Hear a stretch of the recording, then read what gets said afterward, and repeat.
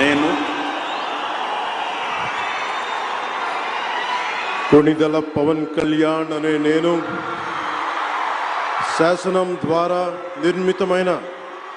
భారత రాజ్యాంగం పట్ల నిజమైన విశ్వాసం విధేయత చూపుతానని,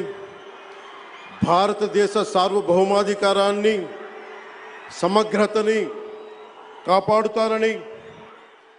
ఆంధ్రప్రదేశ్ రాష్ట్ర మంత్రిగా నా కర్తవ్యాలను శ్రద్ధతో అంతఃకరణ శుద్ధితో నిర్వహిస్తానని, భయం గాని పక్షపాతం గాని రాగద్వేషాలు గాని లేకుండా రాజ్యాంగాన్ని శాసనాలని అనుసరించి ప్రజలందరికీ న్యాయం చేకూరుస్తాను.